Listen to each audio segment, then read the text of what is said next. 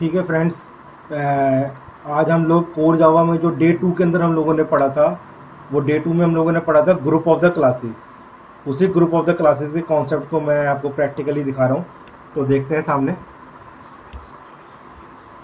जैसे कि मैंने एक प्रोग्राम बना रखा है क्लास लॉगिन, और इस क्लास लॉगिन में मैंने एक लॉग नाम का मेथड बना रखा है जिसमें मैं आईडी और पासवर्ड दो इनपुट ले रहा हूँ। ठीक है, अगर मेरा आईडी पराग है और पासवर्ड सक्सेना है, अब ये इक्वल्स वगैरह इसको छोड़ दीजिए, हम लोग बाद में जब स्ट्रिंग क्लास करेंगे तब देखेंगे इक्वल्स का क्या मतलब है। सिर्फ एक ग्रुप ऑफ द क्लास का कॉन्सेप्ट समझ रहे हैं कि मैंने एक लॉगिन क्लास के अंदर एक लॉग नाम का मेथड बना रखा है जो कि दो इनपुट ले रहा है, आईडी और पासवर्ड।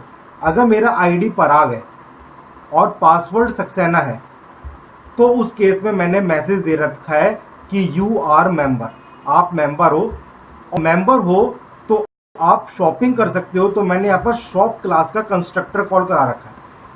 तो ये कोई जरूरी नहीं है कि पब्लिक स्टैटिक वॉइड मेन के अंदर से ही कंस्ट्रक्टर कॉल कराया जा सकता है। ठीक है ना, कंस्ट्रक्टर आप किसी दूसरे एक्शन से भी, किसी दूसरे मेथड से भी कॉल करवा सकते हैं।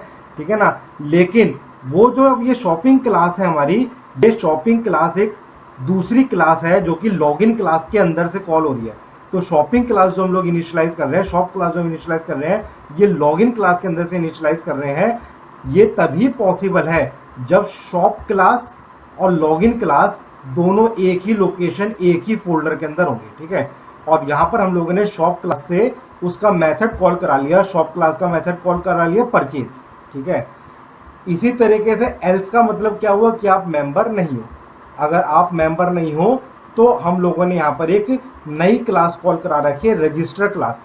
ठीक है, तो रजिस्टर भी एक डिफरेंट क्लास है जो कि लॉगिन क्लास से कॉल हो रही है, और रजिस्टर क्लास को भी हम लोग लॉगिन क्लास से इनिशियलाइज करने का काम कर रहे हैं। लेकिन अब रजिस्टर के अंदर हम लोगों ने यहाँ पर क्या कर दिया, रेज मेथड को कॉल करा दिया कि आप न्यू मेंबर हो, रजिस्टर करा लीजिए। ठीक है ना, तो ये दो क्लासेस हम लोगों ने शॉपिंग और रजिस्टर को लॉगिन क्लास में से कॉल करा रखा है। लेकिन ये तभी पॉसिबल है जब लॉगिन, शॉप और रजिस्टर ये तीनों क्लास एक ही ग्रुप की क्लास हो। ठीक है ना, ये मेरे मेथड का एंड हो गया, ये मेरा मेन मेथड स्टार्ट हो, जो मेरे प्रोग्राम का एंट्री पॉइंट है। यहां पर आकर मैंने लॉगिन क्लास को इनिशियलाइज करा, तो जब मैं लॉगिन क्लास को कॉल कराऊंगा तो मेरा एंट्री पॉइंट क्या होगा, मेरा एंट्री पॉइंट मेन मेथड होगा, जहां से जाकर ये लॉगिन क्लास इनिशियलाइज होगी। और लॉगिन क्लास जब इनिशियलाइज होगी तो यहां से मैंने लॉगिन क्लास का जो आपने ऊपर मेन ये लॉग मेथड देखा था, मैंने वो लॉग मेथड को कॉल करवाया, और लॉग मेथड में आईडी और पासवर्ड को मैंने यहां से पास करवा दिया, पराग और सक्सेना, ये मैंने पास करवा दिया। ये मेरा मेन का मेन खत्म हो गया और ये मेरा क्लास का क्लास खत्म हो गया, और इसको मैंने लॉगिन डॉट जावा के नाम से अपने कोर जावा नाम के फोल्डर में सेव कर दिया। इसके बाद मैं अगला प्रोग्राम बना रहा हूं, वो है शॉप डॉट जावा। तो ये एक डिफरेंट क्लास है शॉप डॉट जावा, ये शॉप डॉट जावा के नाम से मैंने सेव कर रखा है। और शॉप क्लास के अंदर मैंने परचेज नाम का मेथड बना रखा है यहाँ पर, जो उसमें मैंने लिख रखा है डन परचेजिंग। मतलब कि अब ये परचेज मेथड किसको बिलोंग कर रहा है, शॉप क्लास को बिलोंग कर रहा है। ठीक है, अब इस क्लास को, शॉप क्लास को मेरे को लॉगिन क्लास के ऊपर डिपेंडेंट बनाना था। मेरे को क्या करना था, लॉगिन क्लास के ऊपर डिपेंडेंट बनाना था कि अगर आप मेंबर हो लॉगिन क्लास के अंदर जाकर आपने चेक करा था, तभी आप इस शॉप क्लास को कॉल करवा सकते हैं। ठीक है ना, तो उसके लिए मैंने यहाँ पर जो है इस शॉप क्लास के अंदर से मेन मेथड को हटा दिया, मैंने मेन मेथड को कमेंट आउट कर दिया। तो इसकी वजह से अब ये क्लास जो है ये डिपेंडेंट हो गई है। कभी भी मैं जावा शॉप कर चलाऊंगा तो आपने पिछली बार देखा था क्या एरर दे रहा था, मेन मेथड नॉट फाउंड, ऐसे कर एरर दे रहा था वो। ठीक है ना, तो यहाँ पर अब वो क्लास कभी भी इंडिपेंडेंटली नहीं वर्क होगी। ये शॉप को मैंने बंद किया, इसमें से मेन मेथड को मैंने हटा दिया और डॉट जावा के नाम से सेव कर दिया। ठीक है जी, तीसरी क्लास हम लोगों ने जो बना रखी है वो रजिस्टर क्लास बना रखी है। तो ये रजिस्टर एक क्लास है जिसको हम लोगों ने रजिस्टर डॉट जावा के नाम से सेव कर रखा है, और इसमें मैंने रेज मेथड को कॉल करा रखा है आईडी और पासवर्ड। ठीक है ना, और इसमें भी मैं चेक कर रहा हूं कि अगर आईडी में पराग आ जाता है और पासवर्ड में सक्सेना आ जाता है तो आप ऑलरेडी रजिस्टर्ड मेंबर हो। अगर आप ऑलरेडी रजिस्टर्ड हो तो यहां से मैंने रजिस्टर क्लास से वापस से लॉगिन क्लास को इनिशियलाइज कर दिया, और लॉगिन क्लास के मैंने लॉग मेथड को कॉल करा दिया। तो लॉगिन क्लास के लॉग मेथड में मैंने ये आईडी और पासवर्ड बात भेज दिया कि आप ऑलरेडी मेंबर हो, और नहीं तो मैंने न्यू मेंबर को रजिस्टर करवा दिया। और इसके अंदर मैंने रजिस्टर के अंदर मेन मेथड डाला हुआ है, क्योंकि रजिस्टर को मेरे को इंडिपेंडेंट बनाना है। तो कोई बंदा डायरेक्टली जाकर रजिस्टर करवा सकता है, रजिस्टर क्लास किसी के ऊपर डिपेंडेंट नहीं है।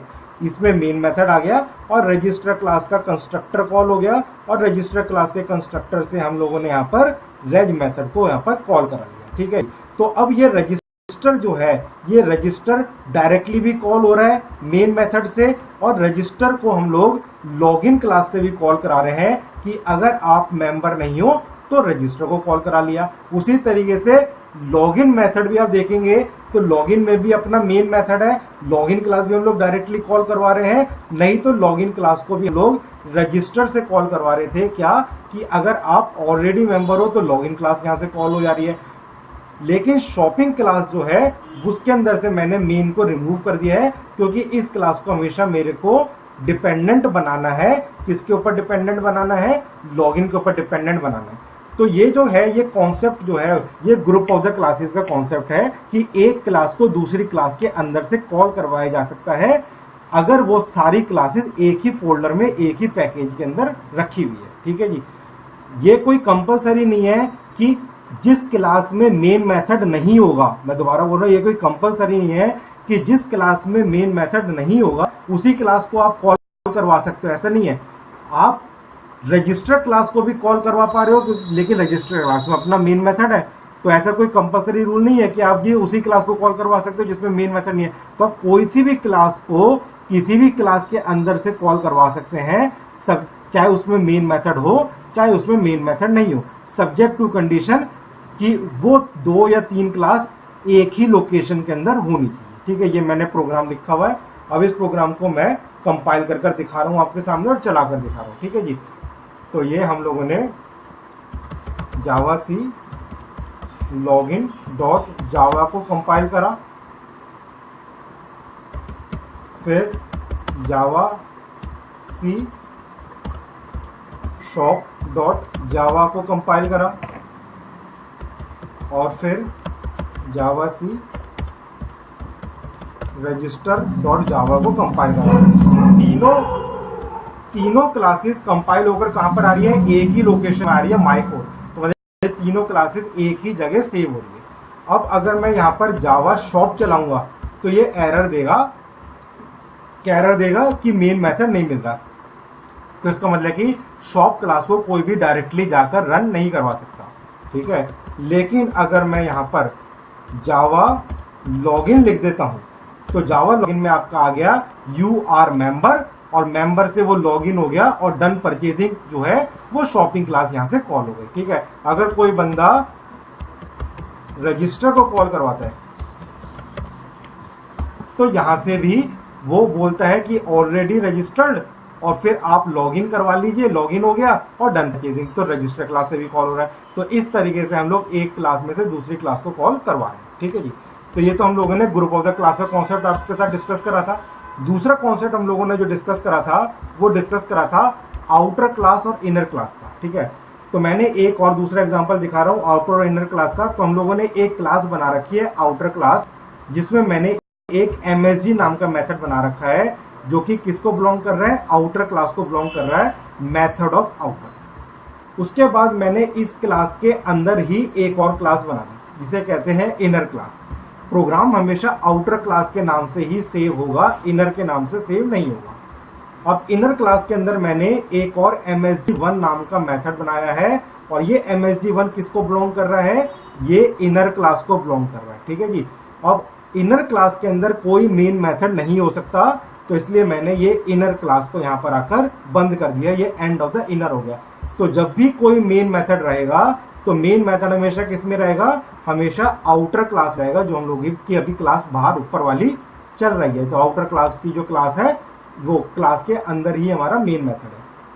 जो आउट क्लास है उसकी इंडिपेंडेंट मेमोरी बन सकती है, उसमें कोई प्रॉब्लम नहीं है। तो outer t is equal to new outer, तो इसको एक स्पेस बन जाएगा, और टी डॉट MSG मेथड को हम लोग कॉल कराएंगे तो आउटर क्लास का मेथड कॉल हो जाएगा। लेकिन इनर क्लास का मेथड के लिए हम लोग इनर क्लास की मेमोरी को इंडिपेंडेंट नहीं बना सकते हैं। अभी मैं क्या कर रहा हूं, आपको कर दिखा रहा हूं कि अगर मैं inner1i is equal to new inner one बनाऊंगा तो ये इस लाइन में एरर देगा, क्योंकि इनर क्लास की मेमोरी जैसे आपको बताया था हमेशा आउटर क्लास के अंदर बनेगी। तो पहले इतने को कंपाइल करके दिखा रहा हूं आपको कि एरर देता है कि नहीं देता।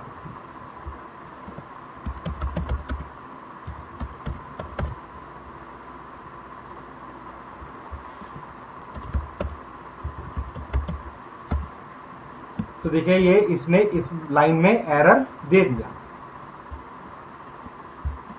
तो हम लोग इनर क्लास की इंडिपेंडेंट मेमोरी नहीं बना सकते हैं, और इनर क्लास हमेशा किसके अंदर इनिशियलाइज होगी, आउटर के अंदर इनिशियलाइज होगी। तो इसलिए हम लोगों ने लिखा outer one dot inner one I. Outer one के अंदर इनर वन इनिशियलाइज हो रहा है, और उसका लिख रखा है टी। टी का मतलब कि किसकी मेमोरी, आउटर वन की मेमोरी, ठीक है ना। T dot new inner one, तो मतलब कि आउटर क्लास के अंदर इनर वन क्लास बन रही है। और अब इनर वन क्लास जब आउटर वन के अंदर बन जाएगी तो मैं इनर के मेथड को आई के रेफरेंस से कॉल करवा पाऊंगा। फिर से चलाकर चेक करते हैं।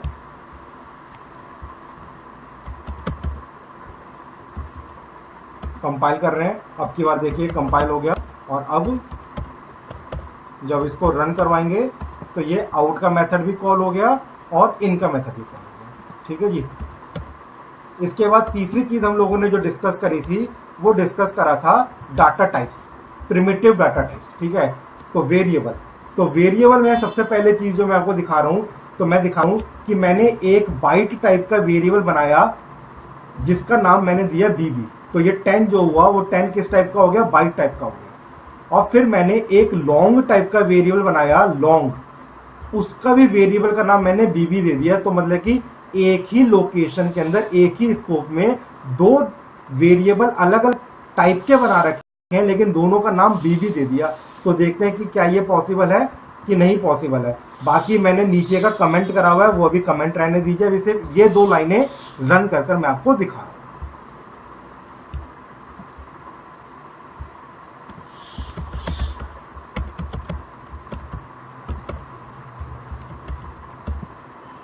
तो देखिएगा इसने बोल दिया बीबी इज ऑलरेडी डिफाइंड।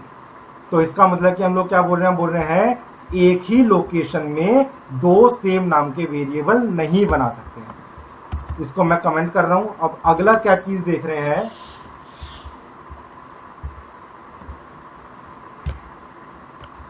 अगली चीज देख रहे हैं कि ये जो 10 था, ये 10 अभी बाइट टाइप का था, ठीक है ना। और इस 10 को मैं इंट में कन्वर्ट करना चाहता हूं, ठीक है ना। तो ये जो 10 था ये अभी बाइट टाइप का था, इस 10 को मैं इंट टाइप का कन्वर्ट करना चाहता हूं। तो उसके लिए मैंने यहां पर लिखा int i is equals to b. तो इंट जो है ये बड़ा कंटेनर है, ये 4 बाइट ले रहा है, और जो बाइट है ये सिंगल बाइट ले रहा है, 1 बाइट ले रहा है। तो बड़े कंटेनर के अंदर डायरेक्टली छोटे कंटेनर जा सकता है। तो इसका मतलब है अभी जो 10 जो था वो पहले बाइट टाइप का था, अब ये इंट टाइप में कन्वर्ट हो गया है। इसे कहते हैं अपकास्ट करना। तो मैं आई को प्रिंट करूंगा तो 10 मिल जाएगा, लेकिन 10 किस टाइप का हो जाएगा, बाइट टाइप से इंट टाइप का हो जाएगा। तो मैं इसको दोबारा से कंपाइल कर रहा हूं। कंपाइल हो गया, और अब की बार मैं इसको रन कराकर देख रहा हूं।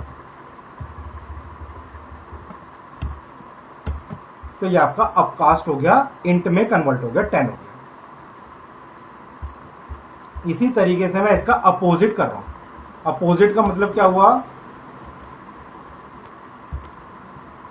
कि अब मैंने इंट ले लिया 10, तो इंट मतलब कि 4 बाइट ले रहा है, लार्ज है, और मैं इंट को स्मॉल कंटेनर में कन्वर्ट कर रहा हूं, बाइट में कन्वर्ट कर रहा हूं। तो अगर अब मैं ये ऐसे करता हूं तो बाइट क्या ले रहा है, 1 बाइट ले रहा है, और इंट क्या ले रहा है, 4 बाइट ले रहा है। तो 1 बाइट के अंदर 4 बाइट का डाटा नहीं जा सकता है।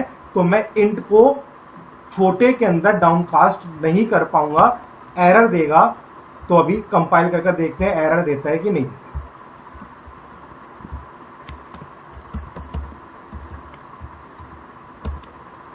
देखिए यहां पर ये एरर दे रहा है कि बाइट चाहिए था, मिल रहा है इंट। तो फिर कैसे करा जाए कन्वर्ट, तो मैंने आपको बताया था डाउनकास्ट करने के लिए हमेशा आपको जिसके अंदर आपको कन्वर्ट करना है उसको आपको ब्रैकेट में लिखना पड़ेगा, ठीक है ना। और जिसको जिसके अंदर कन्वर्ट करना हो, जिसको कन्वर्ट करना उसको बाहर लिखना पड़ेगा। तो इंट को मेरे को कन्वर्ट करना है, किस में कन्वर्ट करना है, बाइट में कन्वर्ट करना है, तो इसे कहते हैं कंप्रेस डाउन करना, ठीक है ना। तो कंप्रेस डाउन जब हम बाइट में करेंगे तो मेरे को क्या हो जाएगा, 3 बाइट फ्री हो जाएगा और ये क्या हो जाएगा, डाउन कास्ट हो जाएगा। तो अब मैं दोबारा से कंपाइल करके चेक करता हूं कि ऐसे कंपाइल होता है कि नहीं होता। तो अब आप देखोगे कंपाइल हो जाएगा और डाउनकास्ट हो जाएगा।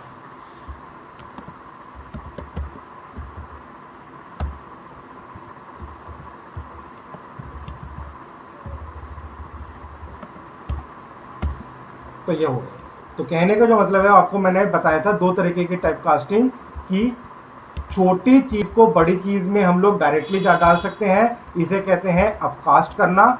और बड़े डाटा को छोटे डाटा में डालना है तो उसे कंप्रेस डाउन करके हम लोग डाल सकते हैं। तो उस केस के अंदर हमारे को क्या मिल जाएगा, वो छोटी मेमोरी में कन्वर्ट हो जाएगा, डाटा हमारे को कन्वर्ट हो जाएगा, ठीक है जी। तो ये जो है ये से अपकास्टिंग डाउनकास्टिंग कहते हैं। बाकी आपका जो है ये और इसी तरीके के मैंने एग्जांपल्स कर रखे हैं, लॉन्ग को डबल में, डबल को उसमें, कैर को। तो हर टाइप का डाटा जो है वो आपस में कन्वर्ट हो सकता है। बस आपको मेमोरी का ध्यान रखना है कि बड़ी मेमोरी को छोटी मेमोरी में डालना है या छोटी मेमोरी को बड़ी में डालना है, अपकास्ट करना है या डाउनकास्ट करना है। तो हम बूलियन वैल्यू को छोड़कर किसी भी टाइप के डाटा को किसी में भी कन्वर्ट कर सकते हैं। ये बाकी मैं एग्जांपल आपके साथ मेल के ऊपर शेयर कर लूंगा, तो आप देख लीजिएगा। और अगर कोई डाउट होता है तो आप नेक्स्ट क्लास में मेरे से पूछ लीजिएगा। नेक्स्ट क्लास जो हम लोग लेंगे वो थ्योरेटिकल सेशन होगा हमारा, जिसमें हम लोग स्ट्रिंग का टॉपिक आपके साथ डिस्कस करेंगे। तब तक के लिए शब्बा खैर।